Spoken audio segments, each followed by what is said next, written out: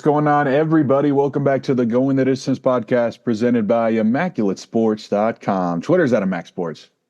Instagram is also at ImacSports. TikTok, YouTube, Immaculate Sports. It's episode 212, but it means so much more than that.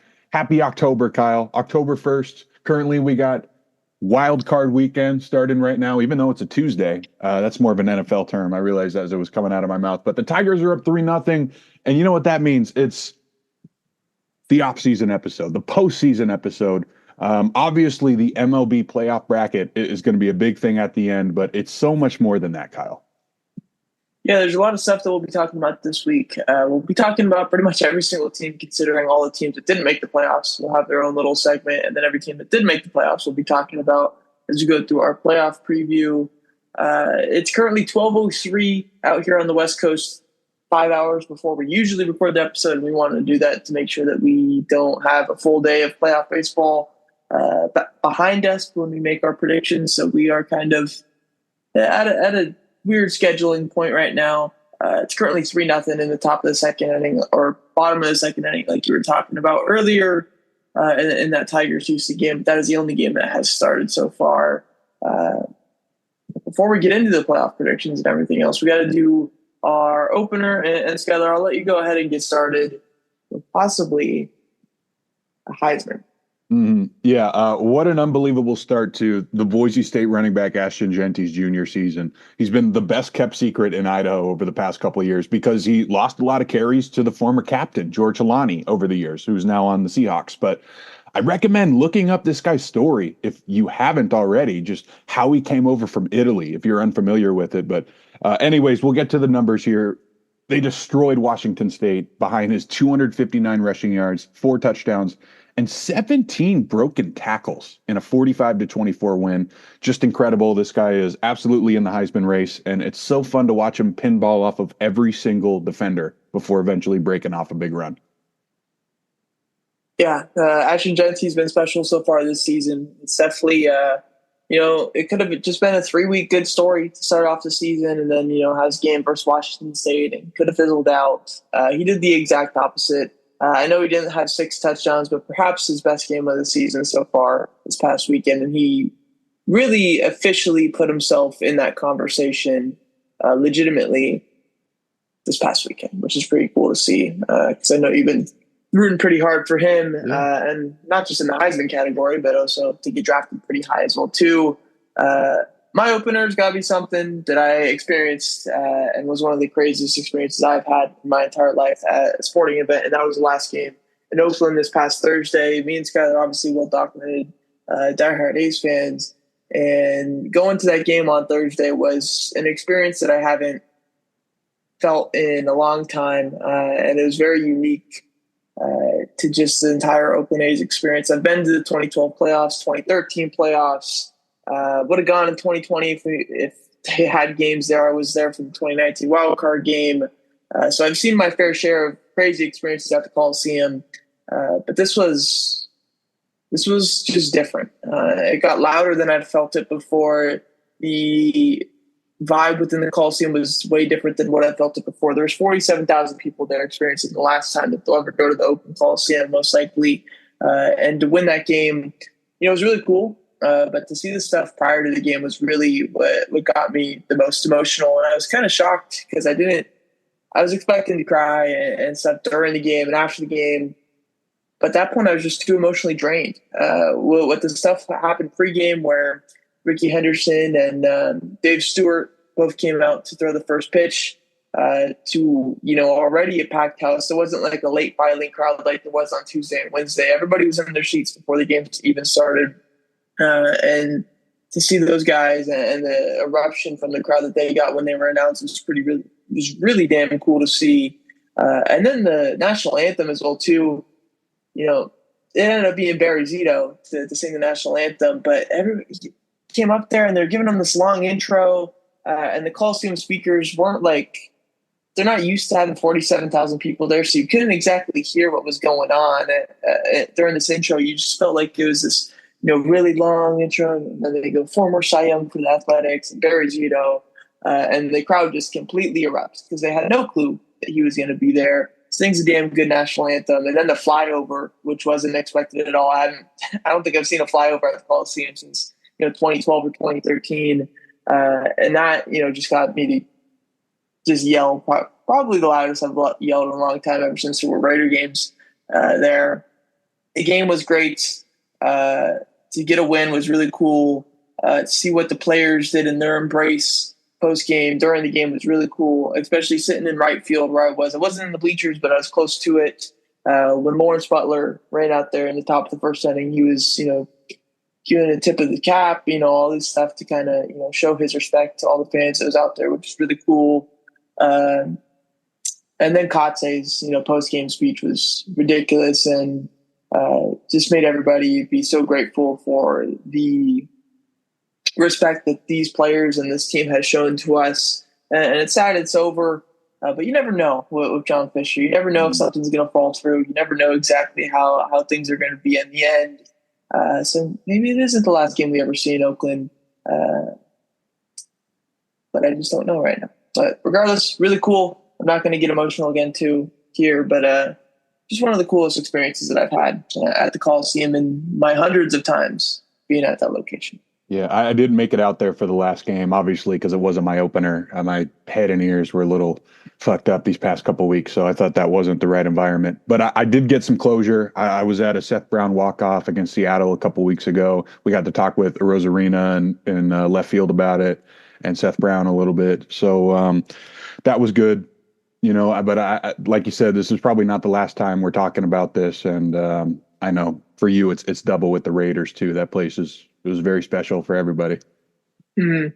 Yeah, nothing like that place. We'll say that. But we'll obviously talk about it more again in the future and stuff. But for now, we'll close that chapter and we'll move on from that. But get into this week's episode and all the stuff that we'll talk about. We're doing the same stuff that we always do. Player, pitcher, rookie of the week. There wasn't any crazy performances this week, I would say. I mean, there was like some Shohei Ohtani performances, but that was nothing out of the ordinary from what we've seen from him this year. So who'd you choose? Yeah, I did choose Ohtani because he led the league in hits once again for a week. His 12 for 22 was good for a 545 batting average, 1.4 OPS. He's ready for the postseason. Who knows about the rest of them, but Shohei's definitely ready to go. Yeah, Shohei's going to be my pick for player of the week as well, too. 12 for 22 is pretty ridiculous. Only one strikeout in 24 plate appearances, I believe, as well.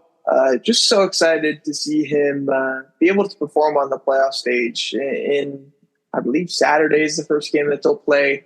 And I'm excited to see how that goes because it's, generational talent that we're going to see on the biggest stage in baseball for the first time in his career. Pitcher of the week. I'm going with Max Fried. I knew I was going to choose him for a while now because he was 1 out away from a Maddox in the big win against Kansas City last week. They don't make the postseason without his 8 2/3 shutout. Yeah, there's some good choices here. I decided to go with Kyle Hendricks as my pitcher of the week. A bit of a sentimental value here as well, too. Kyle Hendricks likely made his last start in Wrigley. The last remaining guy, I believe, from that 2016 World Series team, unless maybe Happ was there or Bodie or something like that, but definitely not the role in that 2016 team as Kyle Hendricks had in that time period. He had a phenomenal last start in what has been a really tough season for him. 7 1/3 innings, 2 hits allowed, no runs, only 2 walks and 2 strikeouts, kind of the exact Kyle Hendricks start that you'd expect for him.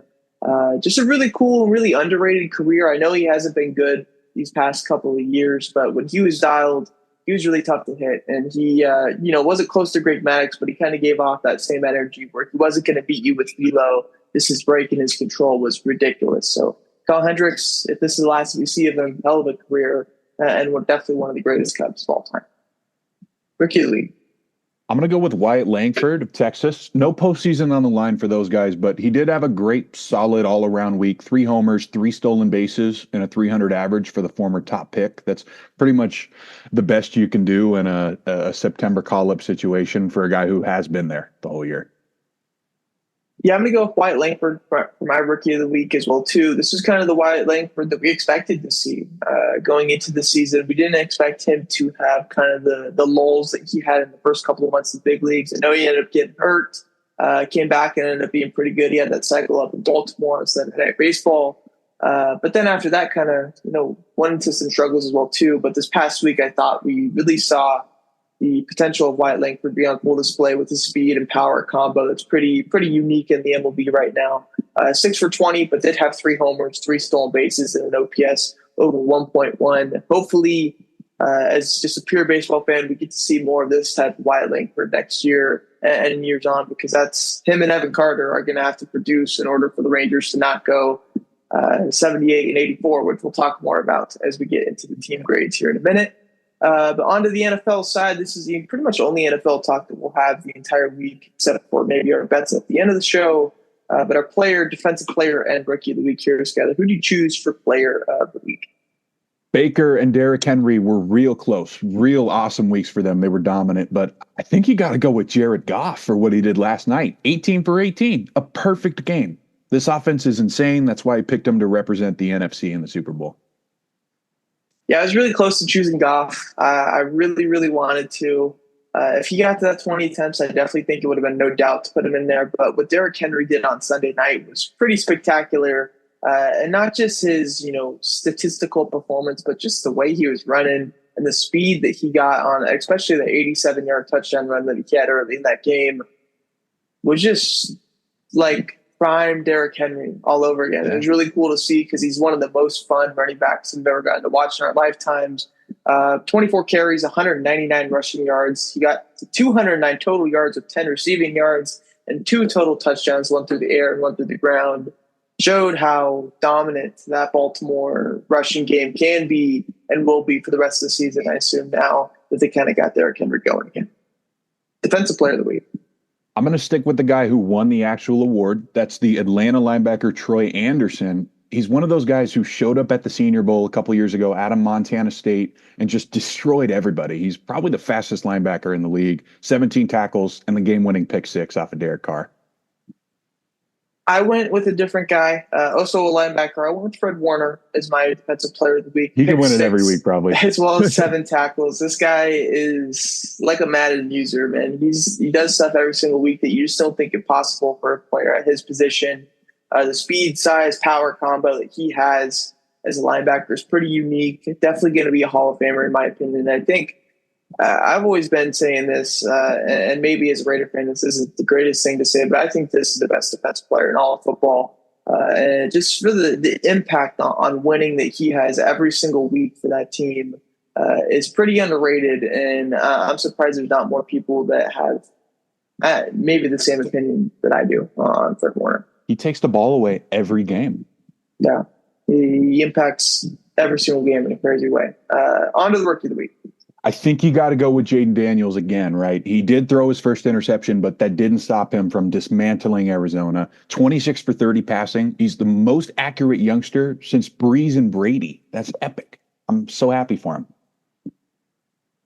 Yeah, I definitely wanted to go with Jaden Daniels. I decided to go in a different category here. I went with Malik Neighbors for his 12-catch, 115-yard performance on Thursday Night Football. Even though it was a loss, I think we got another great performance from Neighbors that shows he is exactly what the Giants expected him to be going into this season, and probably even more. He seems to be already a top 5 to 10 offensive talent in the league. And if he had a different quarterback than Daniel Jones, they'd be a lot more scary. He could probably win it every week too, but maybe it's because I actually took him in fantasy. I expect this from him because I know he's a great player. I'm a little hard on him. I'm a little hard on Derrick Henry maybe, but we'll see. It's a long season. Yeah. Definitely a crazy performance. Moving on to our team grades, we are going to do every team that got eliminated over this past week, or not eliminated, but isn't going to be playing October baseball. That's the White Sox, Rockies, Marlins, Angels, A's, Nationals, Blue Jays, Pirates, Reds, Rangers, Rays, Giants, Red Sox, Twins, somehow the Twins, Cardinals, Cubs, Mariners, and Arizona Diamondbacks, who got eliminated day after playing their last game, which is kind of crazy to me. Regardless, we'll start off with the worst record of all time, Chicago White Sox, 41 and 121. It's got to be only one grade for this, right? Yeah, this has got to be the F minus. It's the fifth worst record ever. Most losses since the 1899 Cleveland Spiders. That doesn't even count towards the modern era of stats because it's before 1901. So that's why you don't hear a lot about the Cleveland Spiders these days. But it's really a simple fix for these guys. All you got to do is start rooting for the Cubs. In all seriousness, though, at the top of the wish list, it should be a full lineup of league average hitters. That's where I would start. Shout out Lenny and Sosa. He looks pretty good, but you just need league average players. The pitching's going to figure it out itself out. Excuse me. And one thing I forgot to add in there as well, too, we're also doing the top of the wish list for each team's going into the offseason. That can be a specific player. It can be a specific thing. It can kind of just be anything, but you touched on it well there. Top of the wish list for me for this White Sox team is a good manager. And I know Grady Sizemore was kind of the guy that was thrusted into one of the worst possible roles that you can as an interim manager, but it gave him some decent experience. But the season went wrong in pretty much every way it possibly could have. They didn't trade Robert or Crochet. And with the young talent that they have, I think they really need to establish leadership at the top first, because I don't think we're seeing it from a ton of players. So if they go ahead and get a good manager, I don't know exactly who that could be. A Skip Schumacher would obviously be really cool with him. Likely or not likely, definitely not going back to the Marlins is what we've heard. But I think if they got a top tier manager and just kind of let him, deal with the losses for a couple of years, but you're going to be able to build your team with your players and the guys that you like, and shape these guys into, these young kids into players and the men that he wants them to be, would be really big. And especially with some of their young talent, especially with Noah Schultz and Higgins Smith and Garrett Crochet as well too. I think will be really big for that team. But season grades an F. So there's that. On to Colorado, who went 61 and 101. I'm going to give them a D. I don't think they deserve the F because this is right around where I expected them to be. Tovar broke out completely. He's been awesome, but you have to keep taking shots at young pitching. You can't blame the Cal Quantrells of the world for struggling. That's not the type of pitcher that's going to move the needle. So you've got to get some strikeout guys. That's at the top of the wish list. Go younger. Don't spend the money. Just keep taking shots, right? Yeah. I gave Colorado a D. I gave higher than an F. But the top of the wish list for me is a proven starter. I'll start off with their offensive side first. Brenton Doyle and Ezekiel Tovar, I think, are both studs, but they lacked a lot of the expected help around them, besides maybe a Michael Toglia, who was probably less expected than some of the other guys. We saw Nolan Jones have an injury-riddled season. Brian McMahon, who had a good first half, struggled in the second half. Brendan Rodgers, who they expected to be good this year, coming back from pretty much missing all of the 2023 season, was mid. Jordan Beck was underwhelming. Same with Ade Alamador. And Chris Bryant, who they signed to be this guy, is just not the guy who they signed, and he completely sucks. I think with adding a proven starter, and there were some of the other guys that they have could help a ton. I just think it's going to be really tough to lure a proven starter to Colorado for obvious reasons. I do like what they've done with their bullpen and going overload on velo, which is pretty much the only thing that stays consistent, whether you're in mile high or not. Is that 101 is still going to be 101. We know the break isn't going to be the same, but if you could throw hard, that's probably the best way to get around it. Not saying it's going to work completely, but it is probably the best way to go. And I think they did a good job of that in the bullpen this year. But they got to get some guys that can give them, some, not even a quality starts all the time, but 60% of the time a quality start. And they just don't have anyone like that on their team right now. Next up, Miami, the last of the 100 lost teams. They went 62 and an even 100. What do you got for this? Now, this is a team that I think deserves an F. Yes, I know they were massive sellers at the deadline, but it's before all that even happened. It was a massive collapse. 17 wins under their projection. I think on the top of their wish list should be that the injury fairy comes and saves the rotation, because no matter who sticks in the lineup out of all the young guys they traded for, that rotation is the only hope for the squad. Yeah, I gave him a D+. I shied away from the F, I think, just because of some of the uncontrollables that they had, especially with injuries, was really big. So the top of the wish list I had was a healthy starting staff. Peter Bendix, their GM, president of baseball ops, I'm not sure which, but they both kind of hold the same role there. had to deal with a ton of injuries to his top pieces. Is Sandy Alcantara, who we knew was going to be out for the year at the end of last year. We knew that Yuri Perez, who has Cy Young capabilities, was out for the entire year, and Jesus Luzardo, who they bet on quite a bit to be a pretty damn good starter in their rotation, was only healthy for about a fourth of it this season. And I also put in here that the season could have been an F if it wasn't for how good of a deadline that they had. They added a ton of minor league pieces. Augustine Ramirez, Davison De Los Santos, and Robbie Snelling as well, too. Kind of bet on some guys that are having some crazy minor league seasons that aren't as high as prospects, and also the high prospects that were having a rough year, just to bet on their tools and see how good they could be with maybe a change of scenery, especially with Snelling and his 8 ERA that he had this season pretty much with the Padres. Miami, I don't think is going to be competing for a little bit. They still got a lot of ways to go, but they can definitely have a better season next year if they have the rotation back. On to the Angels, 63 and 99. Yeah, I'm realizing I have a little tougher grading curve for these guys than you so far, because this is even worse for the Angels. F-. And I know Mike Trout missed most of the entire season, but I really think even if he played this year, they wouldn't have even got to 70 wins. Either way, it's a last place season and another age added to Mike Trout. It's another number every single year. And I think it's pretty simple here. The Angels need Mike Trout to play a full season to have a chance, obviously. And one extra thing on the wish list I threw in was you need Anthony Rendon to hang it up. It's the only way you can get rid of him right now. No. I also went with an F, not an F-, but I guess there's that tougher grading scale that you were talking about. The top of the wish list for me for the Angels is a competent front office. It's not just Rendon.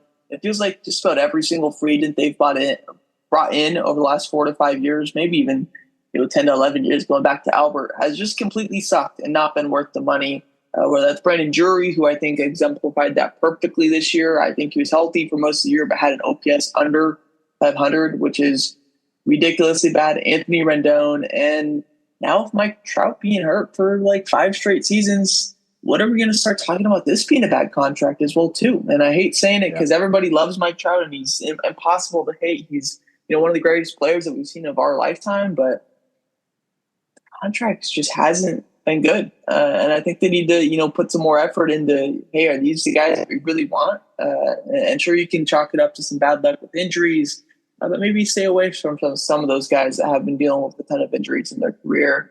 They do have some young talent, though, which is why it's not an F-. Zach Neto, Logan O'Hoppe, Nolan Chanowell. The farm has some decent arms, but they need to have pieces added through free agency that contribute, or else these young guys aren't going to lead to anything, especially with how tough the AL West maybe wasn't this year, but has been in years past. Next up, our team, the Oakland A's.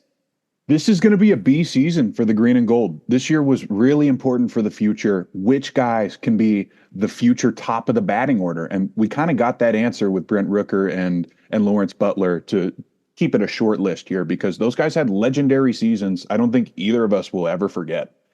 Number one on the wish list, of course, is a new stadium in the East Bay. But before that, we'll have time to talk about that in the future.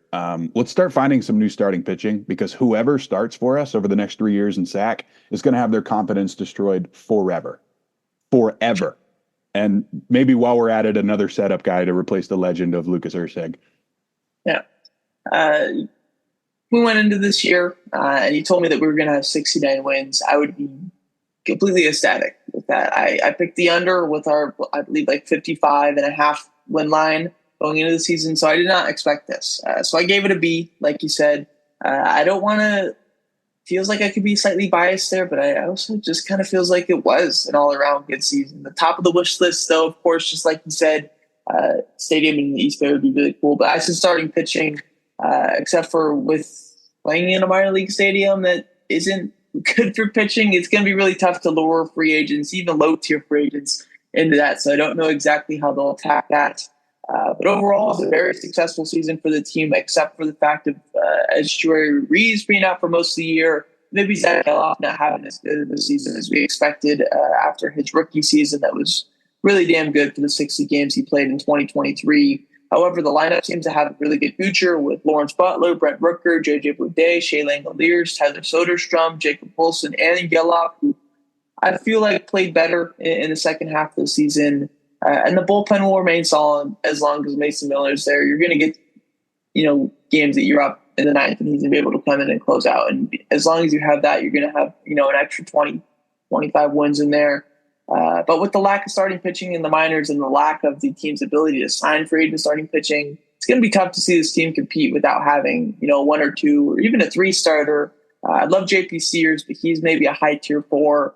I don't think you can be a playoff team or feel confident in a playoff series if he's the guy that you're rolling out for game one. Mm-hmm. Next up is the Washington Nationals 71 and 91. I gave them a C-. It was much better than the Miami season, but I still think they were hoping for that Royals type of breakout season. It's another boring one here, but they need a lot of pitching. Josiah Gray is going to be out with Tommy John. Patrick Corbin's probably pitched his last game in the bigs. So that's kind of the one thing I'm focused on if the young hitters can finally break out, because they should. They're all top prospects. Yeah, I give Washington a C. I think I had higher expectations for this team than a lot of people did going into the season. I saw the end of their season in 2023 be pretty successful, especially with some of the guys that they brought in through the draft and in trades in prior years as well, too. This season was kind of just a stand mute. I didn't think they improved much. They obviously got some of their talent to the big league level, but maybe that talent wasn't as successful as we expected. So I have the top of the wish list as a top-tier free agent. This is a team that doesn't have the highest payroll right now, and we've seen them spin in the past. We saw Strasburg get a big contract. We saw Patrick Corbin get a big contract. And they really didn't sign Rendon when he was a free agent, or Bryce Harper when he was a free agent. But there's talks of being Juan Soto possibly being a guy that they could look at this year. And if they were to get him, or obviously he's a tier above everybody else, but maybe an Alex Bregman or Willie Adames, I think that really helped the growth of this team. Especially Adames, because the Abrams situation is really weird. Not even, gambling wise, but I think baseball wise, I don't think he tracks as a long-term shortstop. I think if they slot him at second base or to get Adames on a 6-year contract, that'd be perfect for them. The team has a young core that offers a ton of promise on both sides of the ball, and that's really tough to ignore. Whether it's Mackenzie Gore, Jake Irvin, Mitchell Parker, DJ Hers, and Josiah Gray, like you mentioned, who's out. But still, when healthy, he's really damn good. On the pitching side of the ball, or Dylan Cruz, James Woods, C.J. Abrams, Luis Garcia, Andres Chaparro, and Jose Tena. Pretty damn good squad there as well, too. They have stuff in the minors that I think will supplement those guys in the next coming years. But you got to add, some free agents in there to really, bolster your lineup, which I think is probably the weakest part going into 2025. On to Toronto, who went 74 and 88. Yeah, I gave these guys an F too because I had them in the playoffs. So I'm understandably upset with this squad right now. I think the only way to save them is to have a really hot start from the Toronto pitching staff, similar to the Boston start last year. So I think that's on the wish list, is get your big rotation making a bunch of money to act like it. There's a way to do this without selling, I think. But if they don't get off to a hot start, Vlad and Bo are gone. Yeah. I gave Toronto a D. I didn't think they'd be good this year, but I did not think that they would be this bad. An 88 loss season, 2 losses away from 90 is a significant drop from what we saw in the previous years. So I gave them a D. The top of the wish list for me is prospects.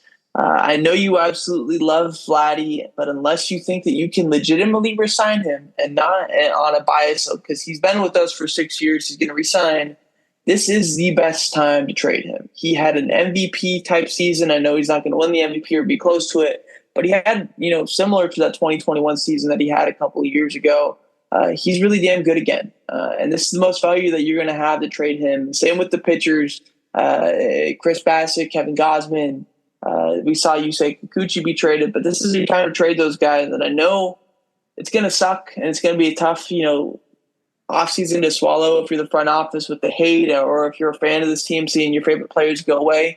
But now isn't your time in the AL East. And unless you win this offseason free agent market by a wide margin and signing like a Soto, Bregman, Adames, the guys that I kind of mentioned with the Nationals, it isn't going to be your time for a while. The farm system is one of the worst in the league, in my opinion, and even the guys that they have at the top of the system are guys that are further out in Trey Savage and Arjun Namala. So this offseason is going to hurt, but it's necessary in the long haul if you want to do anything in this division, because we know that the Orioles are going to be there. We know that the Yankees are going to be there. We know that the Rays are going to find a way to compete, and you know that the Red Sox, which we'll talk about in a few minutes, are going to be there as well too in the future. So I give it a D. This is the time that you have to press the reset button. Pittsburgh, 76 and 86. Yeah. I'm going to give the Pirates a B- because you can see the light at the end of the tunnel. It's mostly because of the young pitchers, specifically Paul Skeens. What an epic season from him. So how about you go after some bats that aren't 37 years old, like all the dudes they had in the lineup this year. And those guys actually played a lot of games. McCutchen, Rowdy Tellez. So some guys in their price range, Tyler O'Neill, Alex Verdugo, Eloy Jimenez, definitely obtainable for Pittsburgh. Yeah. I give them a C-. This was a weird year for Pittsburgh. This is kind of exactly what I expected to see out of them. At the top of the wish list for me, I have is a 30-homer bat. It doesn't necessarily have to be a bigger name like Teoscar Hernandez, but there's some guys in there that have that potential that I think that Pittsburgh, if they want to compete, they need to add guys like that, because outside of Reynolds and O'Neill Cruz, this team really struggled to find consistent bats, and it seems like every prospect that they've brought up over the past couple of years, hitting-wise, except for O'Neill Cruz, has struggled, whether it's Nick Gonzalez, Henry Davis. We saw Yover Peguero kind of get hurt and fizzle out. There's just not a ton of, successful prospects or young players in there right now on the hitting side of the ball. However, they don't need to have a great lineup due to how high tier that top of the rotation can be, in next year or the year after that. Paul Skeens, Jared Jones, and Mitch Keller is a great top three. It's one of the top threes in the league, maybe behind Seattle and another team that I'm forgetting about. So if you have those three guys just be healthy, I think you're going to be, pretty confident in most of the games that you play in, that you don't need to score, 4 to 5 runs to win a game. You can win with 2 to 3, even on those bad offensive days. Another piece, Johan Oviedo, who was out the entire season due to Tommy John, showed in 2023 that he could be really good. And if he comes back in 25 and is the same way that he was at the end of the 2023 season, he could be a very legitimate arm in there as well too. So I think the Pittsburgh side, the pitching is phenomenal. They just got to sort out those bats, because they can't have, the offense that they had this year going out there next year and doing the exact same thing, or else they're going to be in the same scenario that they were this year. Next up is Cincinnati, who went 77 and 85. I was pretty harsh on Cincinnati. I gave them a D grade despite all the injuries that were nonstop, because I still feel like this is a team that should have gone over 500. And I think it's another obvious choice here. You mentioned something similar earlier with Chicago, but what they really need is a solid, trustworthy, shiny new manager. A couple former players that have been bench coaches, maybe Miguel Cairo and our very own Darren Bush, former players. They're looking for a diamond in the rough instead of a veteran, I think. I give Cincinnati a D-. Like you said, a lot of injuries is really tough, but I just think the season as a whole was a complete failure, except for Elly De La Cruz, which is why it's not an F. Top of the wish list for me is that Christian and Carcion Strand or Noelvi Marte turn into the guy that they expect, because most of those guys have not played good. Noelvi we saw get suspended for the first 80 games of the season, then post to 500-something OPS. CES got hurt for most of the year, but didn't perform in the time that he was healthy. And I think his trip to the Arizona Fall League, which is pretty unique for a guy who's been in the big leagues before, is going to be something that we see. And hopefully he can rebound there, get his confidence back, because that's a guy that they were counting on to be, the 3 or 4 hitter going into the season. Obviously, when you lose Matt McClain, who is probably the second best player on the not probably. He is immensely underrated. He's really damn good. And not having him for the entire season was huge. And I don't think it's talked about enough, because I know you and me completely love him, but he's a really underrated guy on the grand scheme of things. Regardless, Elly De La Cruz is great. That's probably the one good point because Spencer Steer, Guy Candelario, who they brought in, Jonathan India, Benson, Friedel, Fraley, all had downturn seasons, which was not expected from this team, especially with how good they were in the mid months of last year's season. I still like the rotation a lot. I think Hunter Green, Nick Lodolo, Andrew Abbott, Nick Martinez +1 rotation still feels pretty good. And I think with their bullpen as well too, if they get health and have that top of the wish list and get a manager, it gives me a lot of confidence that this team can bounce back in 25, especially if Matt McClain is healthy. On to Texas, who went 78-84 after winning the World Series last year. They're going to be a slightly worse D- for me because Texas basically had no shot this year. It was a combination of injuries and the World Series hangover. They have all the pieces. So I think on their wish list this season, it's very simple. On opening day, they need DeGrom, Scherzer, Seager, and Evan Carter all available. And they can go make another run. Yeah.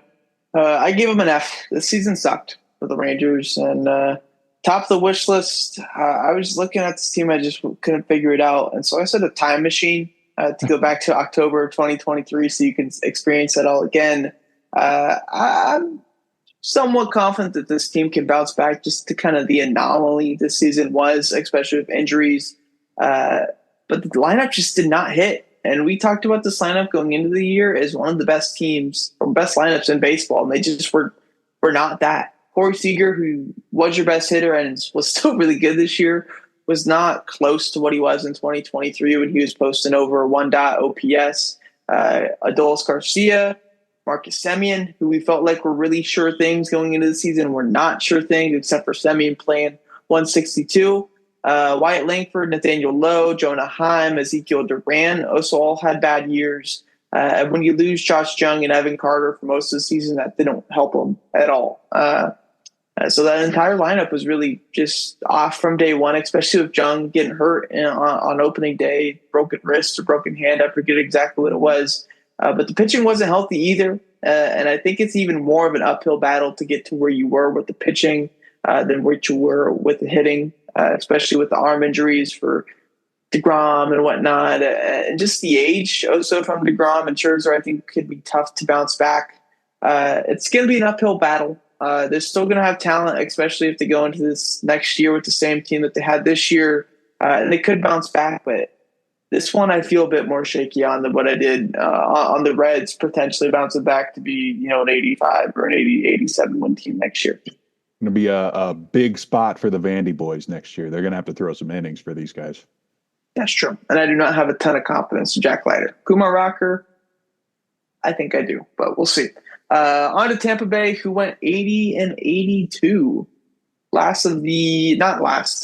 Never mind. 80-82.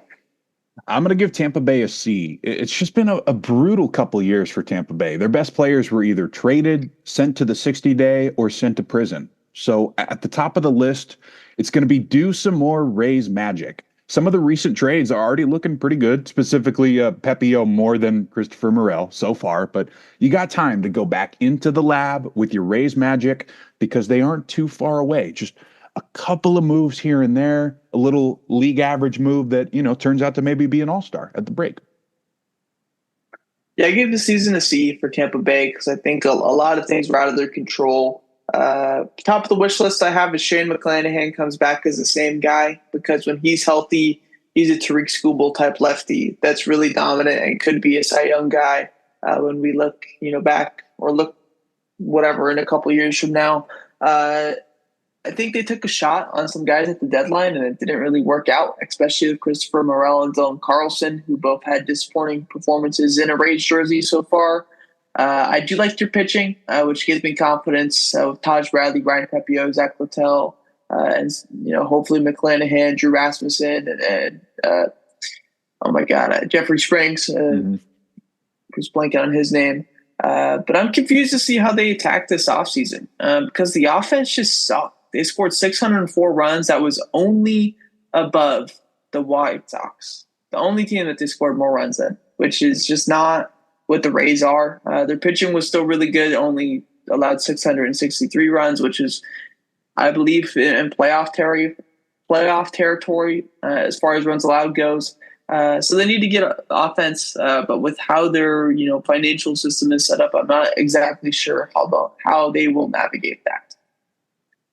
On to the Giants now, the last under 500 team at 80 and 82 as well. I'm going to give them a C+. It was a really wonky up and down season for basically the entire squad. I do have a pretty simple wish list. Again, for these guys, you have to spend money on anyone who can score you runs, because you will never surpass the big three of that division if you're scoring less runs than the Blue Jays and the Reds. There's a lot of guys available. We've talked about a bunch of them. There's some bats available for these guys. Buster Posey's got his hands full. That's for sure. I had to mention him. Yeah. I give the Giants season a D. Like, this season was just not what I expected. I thought this team was going to be a playoff team, and to go under 500 was a complete disappointment. Top of the wish list is Juan Soto, of course. However, I think a more realistic free agent for them is going to be Willy Adames, and I think locking down the shortstop position for the next 6 to 7 or 8 years with Willy Adames could be a big go-get for them. Because outside of Chappie and Elliot Ramos, who are the guys in the lineup? I know we saw Tyler Fitzgerald have a Barry Bonds month, but outside of that, he kind of struggled. Jung-Hoo Lee seems to be promising, but he, just missed the last 4 or 5 months of the season. How is he going to rebound next year? One thing that I do think they really have going for them is the starting pitching. And it will be a huge strength to this team if they re-sign Snell immediately, because he's got Cy Young stuff. We've seen it twice. He's already got 2 Cy Youngs. He's really damn good, and he's a guy who can easily get his third if he signs back to this team next year. It's just you can't score as many runs as they scored and hope to get away with it. And I know they're playing at AT&T or Oracle now, and it's going to be tough to score runs. But, man, call yourself a big market team and you do something like this. Yeah. It's not very big market, I feel. Giving up on Soler, too. Yeah. Next up, Boston, 81 and 81. Fun 500 team. Yeah, I'm going to give them a B for that, because it was a weird year, but the potential is obviously through the roof for these guys. And on the top of the wish list is something I've been thinking about a lot. And then Ken Rosenthal had an article confirming this could actually happen soon. That's a big trade for a top line starter that opens up a spot for Roman Anthony. I've heard it could be Will Abreu, Tristan Casas, Yoshida, maybe even their prospects too. It's another year where it's all about the new GM. I've been big on Craig Breslow. We talked about it. I picked the over on these guys and they hit it. So I'm excited to see what they can do, because it's just a great combination of young guys and a guy like Devers, who is always going to come through for you. I have starting pitching as a top of the wish list item for Boston. Top trade is an idea that's new to me, but I can get behind that. I think I gave the season a B. I thought this was a bit better than what I expected. I think I had the under on 7.5. So this is a good year for them, in my opinion. You look at Tercor, Devers, Duran, Abreu, Casas, Sedan. Feels like, good young core. Add Marcelo Meyer, Kyle Teal, and Roman Anthony, probably the best prospect trio in the entire MLB, and they all should be in the MLB next year. Mm-hmm. You're looking at a very scary and young lineup next year that already put up a ton of runs this year. Obviously, I know one of the main parts was Tyler O'Neill. We'll see how they decide to go about his contract in the offseason. But the starting pitching needs to be something that they addressed. I know through the first month of the season, like, Boston starting pitching was like the topic in baseball. Cutter Crawford felt like a Cy Young category guy. Tanner Houck, who ended up having a good entire season, felt like he was a Cy Young guy as well too. But Nick Pivetta and Brian Bello need to step up if they want to compete in the AL East. But if they do get a guy in the starting rotation, add not even top of the line starter. I know you said top of the line starter, and obviously that would help. But if you get a couple of threes in there, and your rotation is Houck, Pivetta, Bayo, and then XYZ and XYZ, I think you can compete for a wild card spot in 2025, and then maybe even the division in 2026, depending on how good that big three in the minor leagues is. Next up, Minnesota. I'm going to give them a D. And 82. Yeah, it wasn't a terrible season overall, but to their standards, this was a massive disappointment. They probably should have won the division this year if everything went right, and they ended up under 500, right? Or just over 82 and 80. 82, one game over. On the wish list, I think, is you got to get some new faces in the building, whether it's Walker Jenkins or other guys via trade. This group clearly cannot be trusted to stay healthy. I gave the season an F. I expected this team to win the division, and they did not do that. Three teams in this division made the playoffs, and they were not one of them. So to get fourth in this division with the fifth team being the worst team in MLB history is pretty crazy to me. Top of the wish list for me is a top-tier bat. However, I don't think they're the team that's going to sign Soto. They're not going to be a team that signs Adams because they have Correa. I don't think Bregman fits either. So I said that the team has too many players with so much potential. They need to cash in on a big bat in a trade. And the name that stands out for me is Vladimir Guerrero Jr. Because they could do that. They have the guys that I think Toronto would be okay with getting back for Vladdy because they have, you could even throw Royce Lewis in there if you really, really wanted to. I think you want to keep him, but Edward Julian, maybe Trevor Larnach, Matt Wallner, and maybe some pitching spots in there like David Festa, Zebby Matthews could be really realistic. I just think there's too much inconsistency with this team, and you need to get a consistent guy like Vladimir Guerrero Jr. in there. And this team should be back and competing because I don't think the Tigers, the Royals, or the Guardians are going to go away next year, and you're going to have to get probably 92, 93 wins if you want to win the division, and at least not 82 if you want to make the playoffs. Next up, St. Louis, who went 83 and 79. I gave them a C- because they underachieved this year, but I do think they're a lot closer than most of the teams that we mentioned. Number one on the wish list for me is a breakout year from Jordan Walker. It didn't really happen this year, but we're not giving up, obviously. I know you're a massive fan of him, too.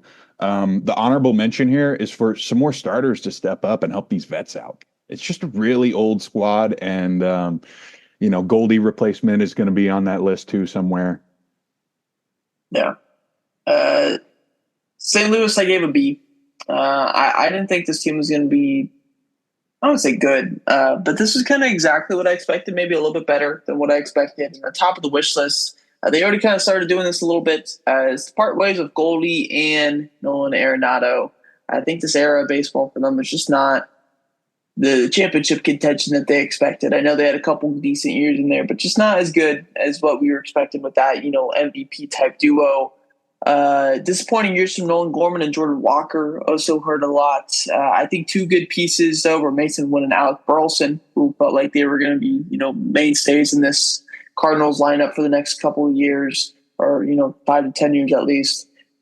Starting pitching, though, I felt was exactly what we expected, at least in St. Louis Cardinals territory, where Sonny Gray was worse than he usually was. Kyle Gibson was pretty much exactly what he usually was. And Lance Lynn was not a 5-year ERA guy, but honestly had a decent season. But everything goes to mid in St. Louis. And Miles Mikolas, you can't be having him start games for you if you want to be successful. So I think the season was decent for the Cardinals. I thought their bullpen was good, especially in the back end with Ryan Helsley. But I give it a B. On to the Cubs, who also went 83 and 79. I'm going to give the Cubbies a C+. It's another squad I think is a little better set up for the future. Definitely more than St. Louis in that category. But I think the wish list for the Cubs should be to take the $50 million that you've been spending on Hendricks and Bellinger and try to build around the new core. Look at what Milwaukee did. They knew they had to completely change up the system. So build around Pete Crow Armstrong. Imanaga looks like he could be a future star.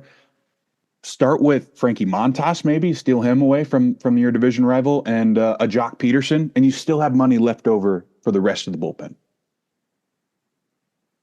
Yeah, Cubs are a weird team. I think they did a good job this year in kind of being successful.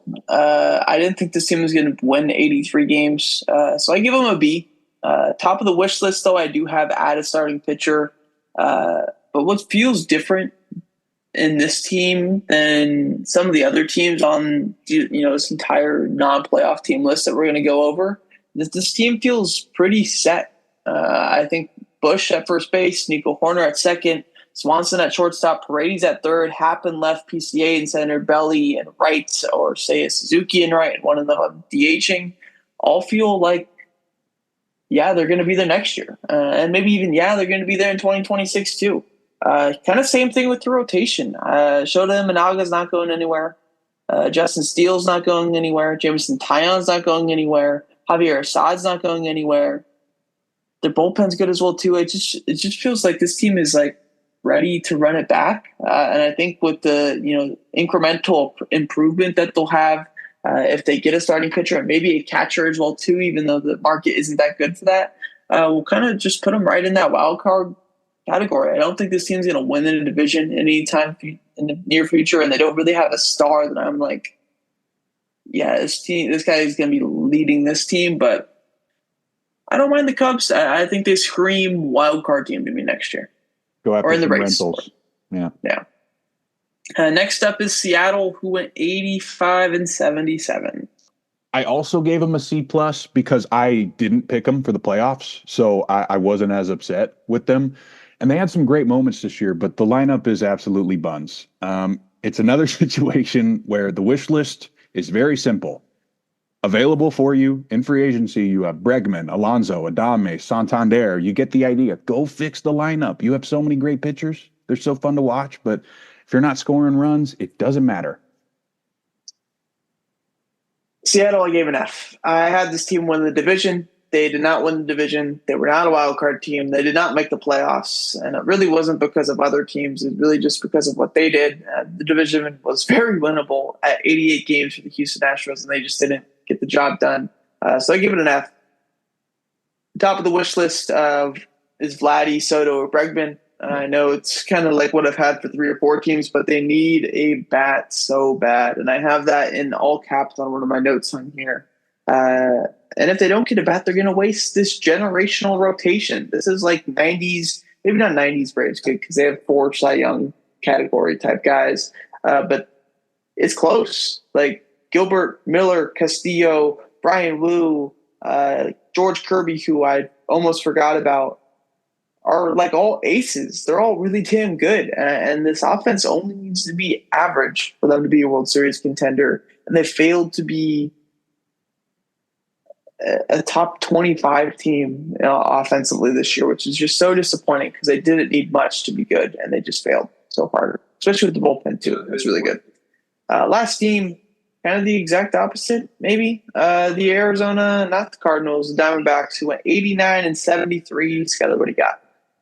I ended up giving them a pretty good grade, the best one on here, a B+, because it was an awesome year. Specifically the lineup, number 1 offense in baseball, but it still wasn't good enough. And my all caps of the video is go get some more pitching. Don't mess around. Go get the Corbin Burns or the Snell. You never know how long your window actually stays open. For Arizona, I thought they had a good regular season, but I gave them a C grade because it felt like the issue was just so fixable, and they did not address it too well. And so the top of the wish list I have is a closer. You need a guy who can lock down games for you, especially when you have the best lineup in baseball. And it helps so much now that Corbin Carroll feels like he's back in the sure thing again. But the Christian Walker, Ketel Marte, Jake McCarthy, Jock Peterson, Randall Grichuk duo, Gabby Moreno, and Eugenio Suarez feels like a really good group. I think the rotation will bounce back, especially with the full spring training for Jordan Montgomery. And Eduardo Rodriguez, too, is going to help. Zach Gallen, Merrill Kelly, hopefully they stay healthy. Another tip I have is just give the shortstop reins to Jordan Lawler. If he's healthy, he's got to be playing. This is one of the top prospects in baseball, and I think he needs to be, the guy for them from now on out at shortstop. But this grade would have been higher if they, just had a better deadline. I know they got AJ Puck, which helped because he was really damn good. But you needed a couple other arms in the back end of that bullpen. They just didn't do that. So top of the wish list is a closer. That's done with teammate grades, or not teammate grades, team grades for now. We'll move on to our all MLB teams. Not going to be as in-depth here. We'll just go, say, position by position, say who the first teamer is, say who the second teamer is, and go forth for that with maybe a quick snippet with each of them. So starting off, catcher, who is your second teamer and your first team, Skylar? All right, the second team catcher is going to be Salvador Perez. Big joke for me on the podcast all season long was the ghost of Salvador Perez is back, carrying Kansas City to the playoffs, and they did it. Lots of homers. First team, William Contreras. It could have been him and his brother. The latter got hurt, obviously, so Contreras with the power and the defense, massive for Milwaukee. Yeah, I went with second teamer as Yainer Diaz. I thought being the 3-hitter on the Houston Astros was pretty important for them and that team. So I went with him over Cal Rollins and the other guys. And the first team, I went William Contreras as well, too. Could have been Atlee up here if he had a decent second half, but he was terrible in the second half. So William Contreras takes reins as best catcher in baseball in 2024. On to first base. First base, the second teamer, I have to mention Josh Naylor because it was awesome, but Vlad Jr. was a little better, drove in a bunch of runs. And at the top spot, I'm going to give it to Bryce Harper. It's his first full season playing first base, and he looked really natural there. And I really feel like he is the S tier of this position right now, which is awesome, right? Second team for me, I went with Bryce Harper. Another phenomenal season for him, but I just think Vladdy was a little bit better, so he gets to be my first teamer. Another, guy who dealt with a ton of hate this past couple of years, I think really showed and shut the haters up this year with his season that he had in Toronto. On to second base. It pains me to put this guy over Marcus Semien, but Marcus Semien had a rough year. It's going to Altuve, another year older, and it looks like he's getting even better with the bat, which is insane. And the top spot goes to Ketel Marte. I know we DH'd a lot, so I'm not exactly sure when it comes to the real team if he qualifies, but I have him here. Yeah, I went with Altuve at second. I think it's a weird year for second baseman outside of the number one spot because there wasn't a ton of, full seasons or good seasons, I'd say. But Altuve, even with dealing some injuries, I think deserves a second spot. And then the number one spot unanimously is Ketel Marte. Had the highest WAR as a second baseman by like 2.5. He was really damn good and was an MVP candidate in Arizona that entire year and dealt with injury too. Third base. Manny Machado gets the second nod for me here. 100 ribbies. He looks like he's back and ready for the postseason. And obviously Gold Glove defense over at third. But it's got to go to J-Ram. So close to the 40-40 season. Another guy that was massively overlooked since we had some insane numbers throughout the league this year. Second team for me, I went with Matt Chapman. Had a really good second half for the Giants defensively and offensively, which helped that slow start that he had there in the orange and black. I was blinking on the colors there for a second. But Matt Chapman, his really good season, gets in the second spot. And then the number one spot is Jose Ramirez. Like you said, finished just one homer short of the 40-40 season. And he had 3 homers this year get robbed. I saw a tweet from a Guardians fan talking about that, which is pretty crazy to see. But J-Ram probably should have gone 40-40 and would have the quietest 40-40 season of all time. Just seems to be how J-Ram always stays in the limelight, which sucks because he's really damn good. Shortstop.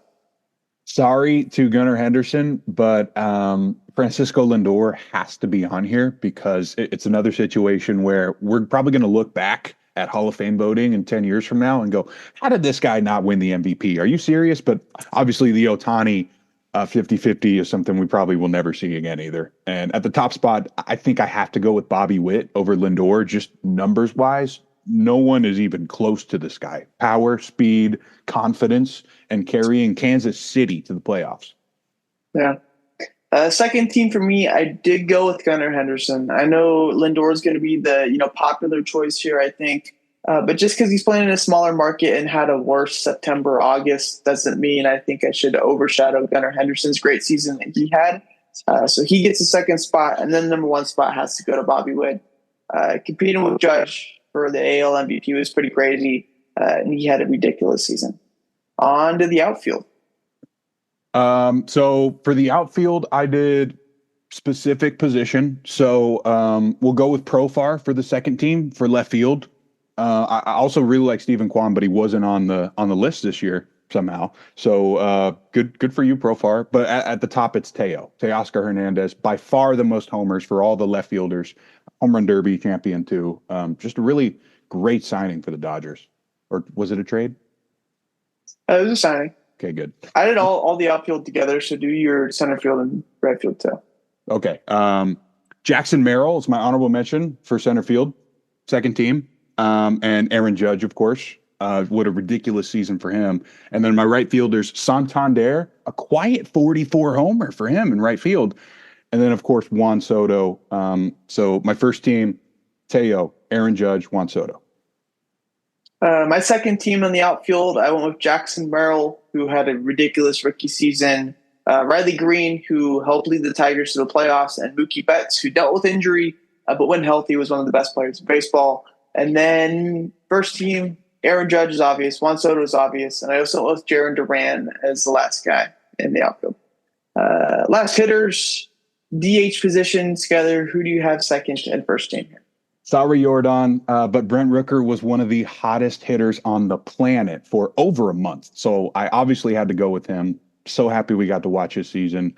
And then the top spot will be Shohei Ohtani, probably the last time a DH steals 50 bags in a season. Yeah, almost 60-60 too, which is crazy. DH for me, second team is going to be Brent Rooker. Shout out to him. He had a ridiculous season as the A's DH. And then Shohei is going to be the number one guy by a very wide margin. On to starting pitching, which is going to be three guys on each team. For my second team, we'll start it off with Paul Skeens. I know he doesn't qualify for everything, but you know what? The strikeouts qualify. The whip qualifies. Not giving up base runners. Just an awesome rookie season. After him, Logan Gilbert. Again, he doesn't allow any base runners. Another guy who looked unhittable. And I'm going to go with Dylan Cease over Cole Reagans. Probably just because of the case, mostly. And the first team, for me, the top two guys, right, is the Triple Crown winner, Skubal, Chris Sale. I also went with Zach Wheeler, another guy with a lot of expectations, and he came through once again for them. Now that he's getting up there in age, too. Still got it. My second team is going to start off with Zach Wheeler. I think he's the clear 4, in my opinion, on the hierarchy of starting pitchers in this. Next up, I went with Seth Lugo, who had a really good season on the second team. And then Logan Gilbert to round out the second team as well, too. I think you and me both think highly of him than what other people do. And he had a really good season in Seattle, even though it could be overshadowed by some other guys, even in that own rotation. First team, went with the two guys, Sale and Skubal. Pretty obvious there. And then the last guy I went with was Paul Skeens. I know he has the innings lower than everybody else, but he was the most dominant pitcher in the entire year. Had an ERA below 2. And when you do that, this guy's generational, man. I want to say generational. I think maybe there's some guys on his level there, but he's so dominant. This as a rookie season was really cool to see, and hopefully we see a full season of this next year in Pittsburgh. And then relievers, there's 2 relievers on each team. So together, who do you go with here? Yeah, for the second team, I went with the National League guys, Ryan Helsley, Raisel Iglesias, both pretty unhittable for the National League, but the top guys are going to go Clase, one of the best closer seasons we've seen in a long time, and our guy Macy Mills from Oakland. I know the ERA is much higher than a guy like Raisel Iglesias, but you got to remember, too, this guy pitched a lot of 2-3 inning saves and gave up some homers at the end of the year, so I don't blame him for that one. Second team for me is going to start off with Kirby Yates, who had a ridiculous season for the Texas Rangers. Saying Houston Rangers would have got me in trouble there. But a 1.17 ERA is what I believe he had. And for a guy who was really good in San Diego about 5 years ago, then had an injury, and then another injury, and then another injury, and then another injury, and bounced around about 4 different teams, I think him having the season that he had in Texas deserves to be recognized with an all-MLB honor. Mason Miller, or our favorite Mason Mills, dominated. I think definitely deserves to be on an all-MLB team, whether it's first or second. And then the first team, I had Ryan Helsley, who was really damn good for the Cardinals and has some ridiculous stuff. And then Emmanuel Clase, who's going to get Cy Young votes as my top guy as well, too, is pretty unanimous there. Next up, an hour into this episode, we're finally getting into it. The playoff predictions, the main entree here. Maybe we're having it for dessert Who knows? But the MLB playoff preview, we'll do the same format that we always do, where we go AL wildcard, NL wildcard, and all the way through down from that. So start off AL wildcard, the series that's going on right now in the top of the sixth inning. Detroit is up 3-0 in game one. Who do you have winning Detroit versus Houston? I'm still going to go with Houston, even though it looks like they probably will lose this first game unless something crazy happens at the end, like with the Mets-Braves game. But here's the thing. I don't trust this Tigers lineup one bit because when the lights turn on in the postseason, I know they're playing an early game, but just metaphorically, it's a different league out there. Basically, everyone on this Houston team has played in the World Series. I think they could get it in 3 if they don't get too discouraged by the schoolboy game today. I have a huge upset here. I have Detroit, but I don't just have them in 3. I have them in 2. This wasn't something that I just did 20 minutes ago. This is something I did last night. And I remember I texted Sean this. I go, I think I'm buying into the gritty Tigs. And this is crazy that I have them winning the AL wildcard game in a sweep in 2. Kansas City versus Baltimore. This series is starting literally like right now. I believe first pitch is about to be thrown by Corbin Burns to Michael Massey. But how do you have this series playing out?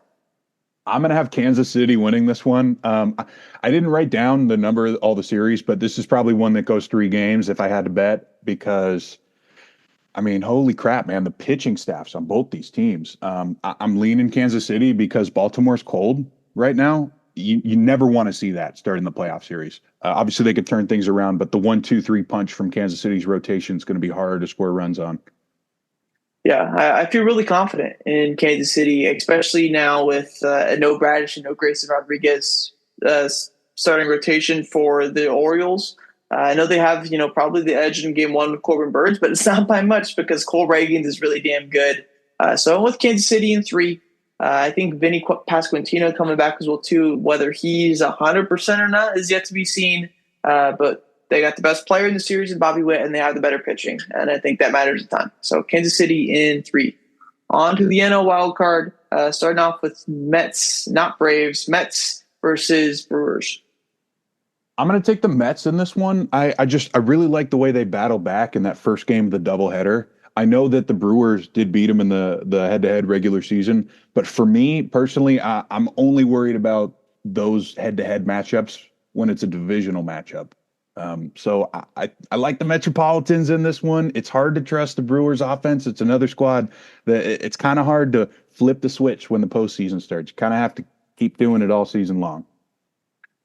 Yeah, what a weird relationship this Mets and Brewers teams have. I believe they opened up the season against each other. If it wasn't for that crazy doubleheader yesterday, they would have ended the regular season versus each other, and now they play to start off the playoffs, which is pretty crazy. I have the Mets winning in 3 games. I think this is a close series. I think this is the closest pitching matchup that we'll see tonight with Severino versus Freddie Peralta. And I wouldn't be shocked if Milwaukee wins game 1, but I think just the resilience from this Mets team is going to show in game 2 and game 3 and get them that series victory in the winner take all game 3.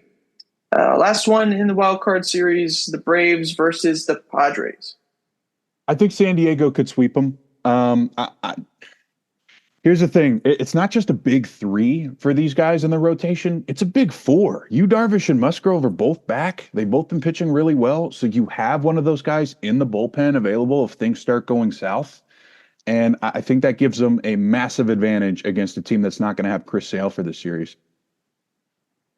Yeah, I'm picking the Padres, and I'm picking them in 2 games. I really think they dominate this series. The Padres are such a complete team, and this Braves team just had to fly across the country in a day after, probably getting a little drunk last night after winning a playoff spot. Like, it's going to be tough to play, a day after that. I'm curious to see how the celebrations were for the Mets and Braves as far as how much they celebrated, because it is something to celebrate. But when you have to fly across the country the next day, or that night, really, and then get ready to play the next, not even night game, but like a afternoon game, it's pretty crazy. So I have the Padres in 2. I think they dominate that series. On to the ALDS, you have Houston versus Cleveland. How do you think that series plays out? I'm really screwed if Detroit pulls this one out because I got Houston winning this one in a really close series. it's the type of team that no matter who's on the mound, usually, I know it's not happening today, so I may have to eat my words next Tuesday, but it's usually a team that could put together 5 runs at least every single game at the end against the bullpen. But hey, Scooble shoving, I'd still like Houston over Cleveland in this series, though. I have Detroit versus Cleveland, and I have Detroit winning in 5 games in this series. This is a whoever whenever team in Detroit, and I think that's exactly how you have to be to win a playoff series and win, divisional playoff series as well too. I think also having Tariq Skubal and having him be as sure as a victory as any pitcher in the league right now is such a huge thing. Because if they win today, they just need one of the next 2. If they have him start game 1 or game 2 and then come back and start a game 5, they just need to win one other game. Like, it feels really damn confident whenever he's on the mound and how good their bullpen is and how good, just like the other guys that step up, whether it's a Herter or Holton or Foley or Vest, like they have guys on guys on guys that you feel super confident in with the ball. And I know Cleveland is that exact same vibe without the ace. I think it's a low-scoring series, but I do think Detroit wins it in 5. Kansas City versus the Yankees is something we both have. Skyler, how do you think that goes? I'm sticking with New York here. Just an incredible season from Kansas City, but they don't have enough firepower to keep up with the Bronx Bombers, in my opinion. It probably should be a short series, unless they get shut down, of course. It's good pitching, but Yankees lineup, man. Yeah. I have Kansas City losing in 4 games to the New York Yankees. I think the Evil Empire is as powerful as it's been in a long time. And I know maybe the regular season record isn't as dominant as what we've seen in some years past, but with the state of the AL being the way that it is and the Yankees having the 2 best players, 2 of the top 3 players in the entire American League, shout out Bobby Witt, means a lot. So we'll see how it goes, but I have the Yankees winning in 4. On to the NLDS, and I believe we have the same matchups here. 2 divisional matchups. Man, these games are like perfect primetime games. Starting off with the Mets versus the Phillies. How do you think that plays out? I'm going to take the Phils. I'm kind of worried about the Mets pitching staff being fatigued by the time they get to Philly, and Philly just gets to sit back and roll out. Again, we've talked about top rotations. Philly is just filthy when it comes to October pitching, and I don't think they're going to have that much of a problem with the Mets, unfortunately. Skyler, do you have Ian Rappaport on notifications right now?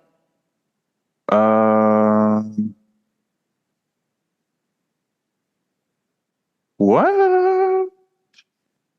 Can you read that out? Because I don't know if I can say those words, dude. That hurts. Raider star Davante Adams informed the team that he preferred to be traded. There's nothing imminent, but a situation to watch for sure. He wants out of Vegas. Very sorry to hear that for you. That's crazy. Yeah. That's crazy. Wow. What did you say for that series? Because I saw that and that tweeted my heart kind of sank. I'm going to go with Philly. I think they can shut down the Mets offense completely. Yeah. I also have Philly. I think the Mets get a game, but Philly in 4 seems pretty confident for me in that one. Next up, San Diego versus the Dodgers. A playoff series we saw a couple years ago, which was extremely electric, and the Padres pulled off a huge upset there. How do you think this one plays out? I'm taking San Diego, and I'm not looking back here. The same thing has happened the past couple of years where the Dodgers just end up facing the exact team they don't want to see at the time. And San Diego's really hot. They match up really well. Like I said, it's a big 4 rotation, not a 3. And that's massive for a potential 5-game series here. I have the Dodgers in 5. I think this is the closest these 2 teams have been in their entire existence. And I know, the Padres beat them a few years ago, but I think there's a case to be made that Dodgers team is still better than them. They just, found them on the wrong time. This series is going to be so much fun if it happens. And I think the Dodgers in 5 is probably the way it'll go. However, I wouldn't be shocked if the Padres win.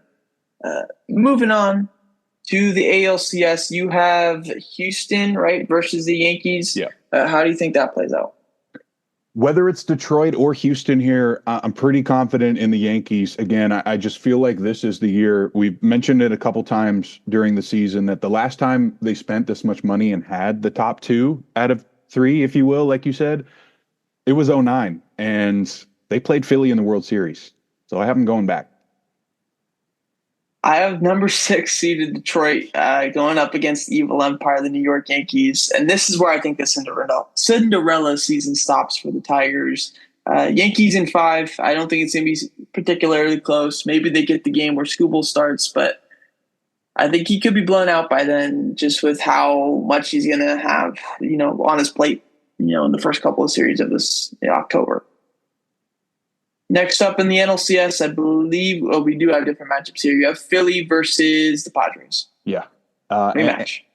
It is a rematch. It's a great one. The National League is going to be awesome this year. And I think at the end of the day, it's going to be the Philadelphia Phillies going back to the World Series.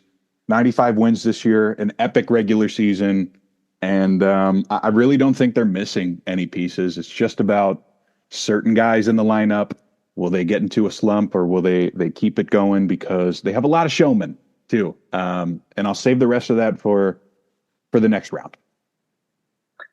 My NLCS, I have Phillies versus the Dodgers. And Red October can be one of the toughest things and most realist, home field advantages in all of sports. However, I do think the Dodgers take the series. I think the star power of the Dodgers is just higher.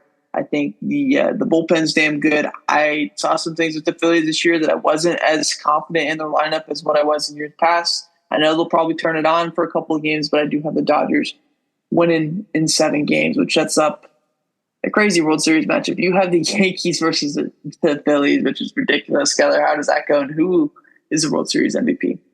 Yeah, this is one of the ones I had really high on my list when we were ranking potential playoff matchups last month.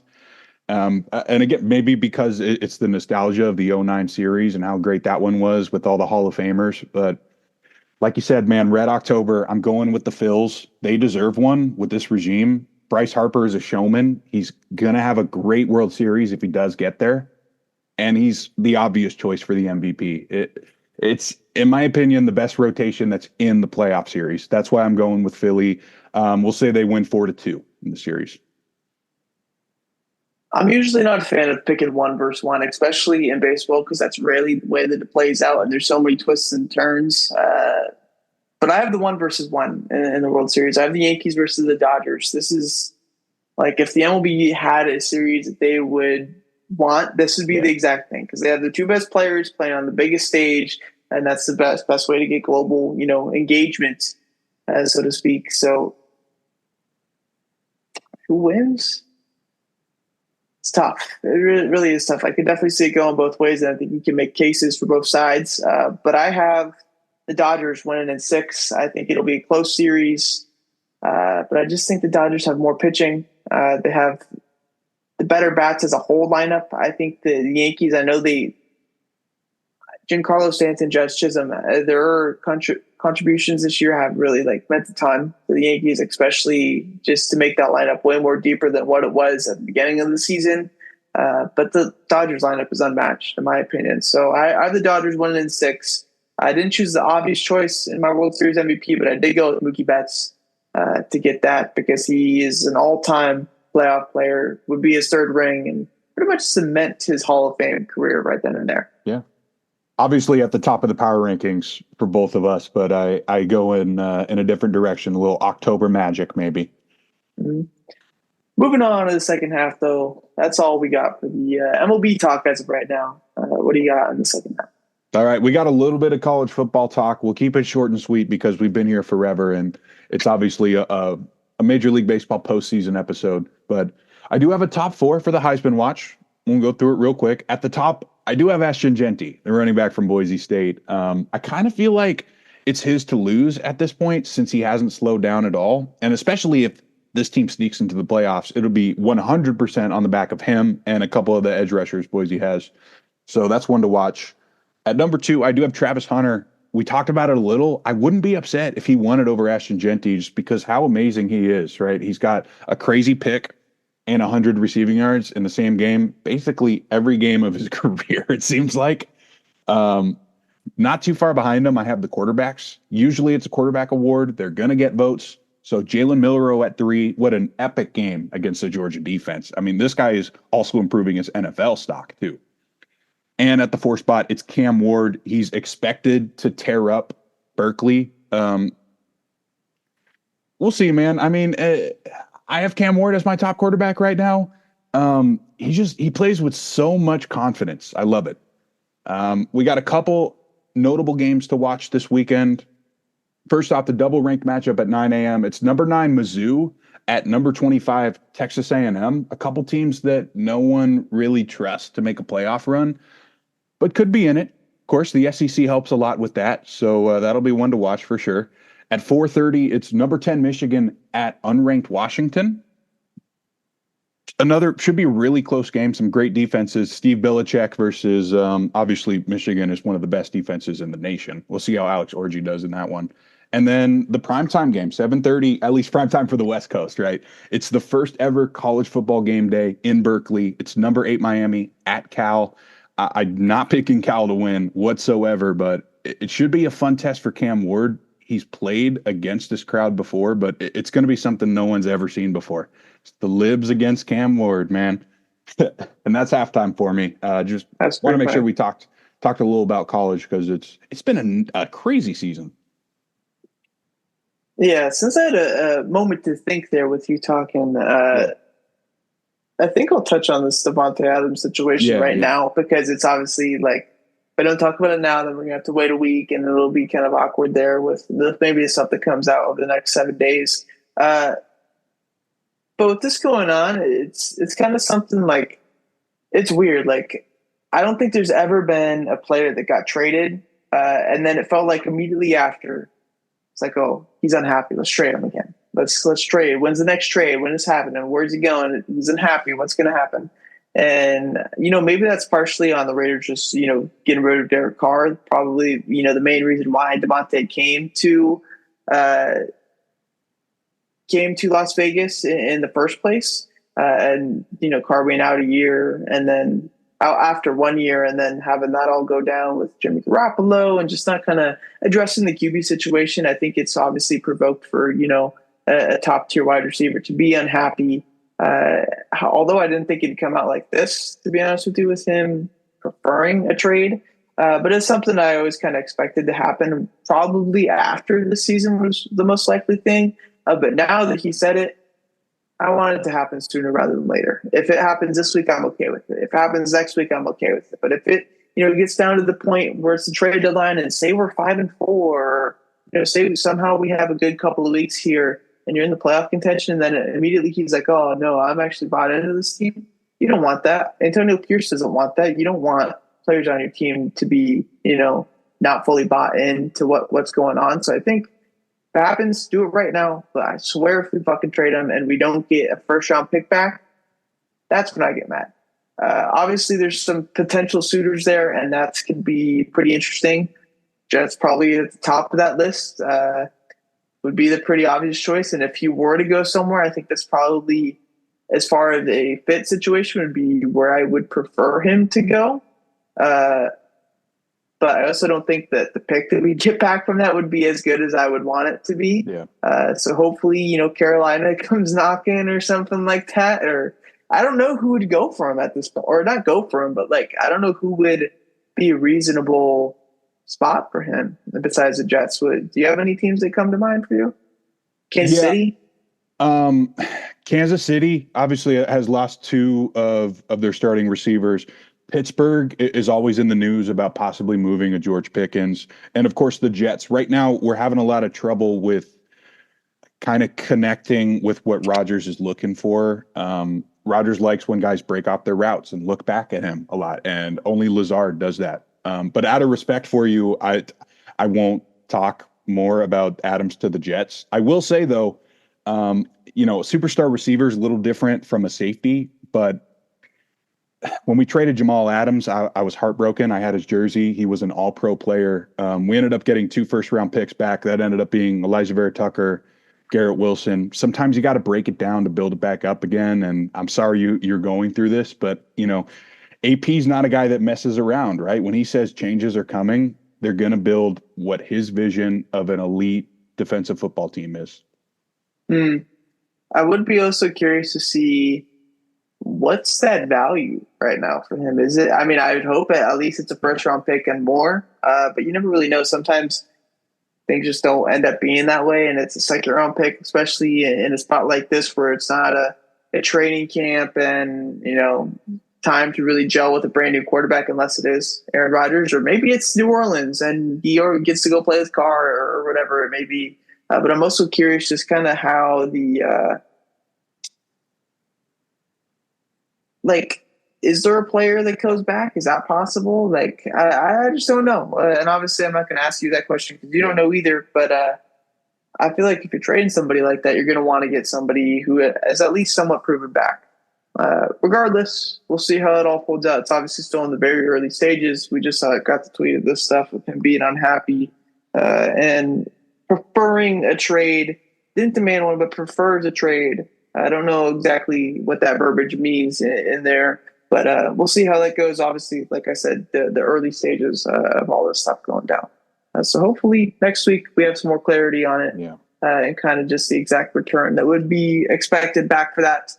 Moving on to our Layups Bowl predictions. Starting off, it was a pretty good week for us. I went 2 for 2. Skyler went 1 for 2. I had Washington +3. They demolished the Cardinals, so I feel pretty confident in that pick because it was great. Skyler had Cincinnati -4.5 at Carolina. It was a closer game than I think we all were expecting. I thought we kind of felt like there's going to be more of a step back from Carolina in week 2 of the Andy Dalton thing, and maybe just being a complete fluke against the Raiders. It wasn't. They played pretty good, but Cincinnati still won by a touchdown, so Skyler gets the green there. Yeah. This week, I have the Padres advancing as my layup. I think that's probably the most sure one I could have right now. And a season or series hasn't started yet either, so that helps there. Yeah, I didn't end up going with baseball for my podcast picks here, but if you just listened earlier, I also have San Diego. I also have Kansas City. I'm going to go with some college football. I have the UCLA Bruins, who are not good, +27.5 at number 7 Penn State. We saw Penn State struggle to score against Illinois last week. We saw them struggle with Bowling Green at home earlier this year. This isn't a team that has blown anyone out in a while, so I'm going to have UCLA hanging around a little longer than people expect in this one. Last week, bowl prediction, I had Minnesota over Green Bay. It wasn't that bold. It was like a +120, but it ended up being a pretty healthy victory for the Minnesota Vikings to stay 4-0.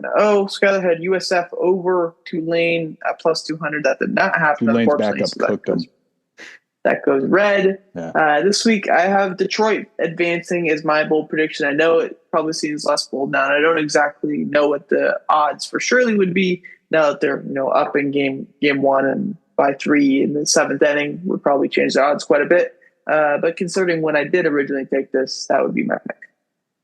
For me, I'm going to go with some Thursday night football. Tampa Bay over the Atlanta Falcons, and Atlanta's a team I still think could win this division eventually, but the whole point of Thursday night football is chaos, and I think Baker Mayfield does thrive in that short week chaos situation. We saw him do that with the Rams too, which was just a hilarious game. I'm sorry, but we'll go with Tampa Bay to keep the streak rolling here. Yeah. That's going to do it, though, for episode 212. Next week, we'll have more on the Davante Adams drama. We'll know more in the MLB playoffs, of course. We'll probably talk more football than what we did this week. Yeah. But, yeah, you got any closing remarks? Happy October, man. Hopefully it's not Houston and the Yankees and the Dodgers at the end like we kind of have predicted, but those are kind of the best teams these days. So let's go Detroit. Even though I didn't pick them, I'm still rooting for them. Absolutely. Yep. All right. We'll be back next week with the DS.